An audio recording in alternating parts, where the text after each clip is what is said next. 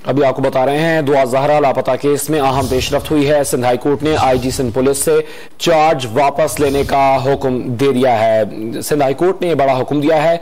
IG Sindh police से charge वापस लेने का हुक्म जारी किया गया है सिंध हाई कोर्ट की जानिब से।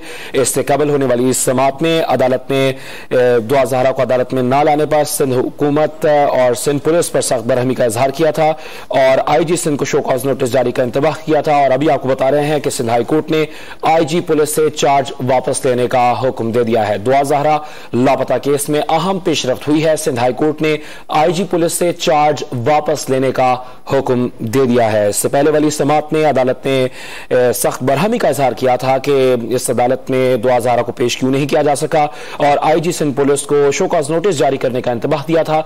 और अभी आपको बता रहे हैं कि अहम पेशरफ्त हुई है। सिंध हाई कोर्ट ने आईजी पुलिस से चार्ज वापस लेने का हुक्म दे दिया है। इसी पर बात करेंगे डॉन न्यूज के नुमाइंदे शफी बलोच ने हमें ज्वाइन किया है। शफी, क्या हुक्म आया अदालत की जानिब से?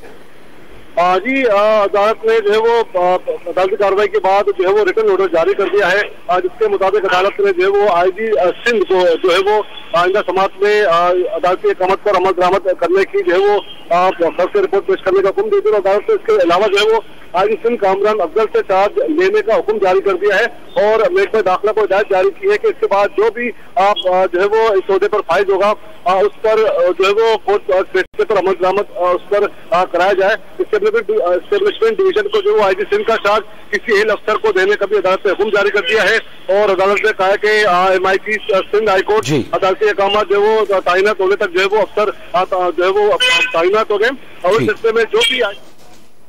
बहुत शुक्रिया शफी। ताज़ा तरीन वीडियोस के लिए हमारा YouTube चैनल सब्सक्राइब करके बेल आइकन प्रेस करिए ताकि आपको मिले हर अपडेट सबसे पहले।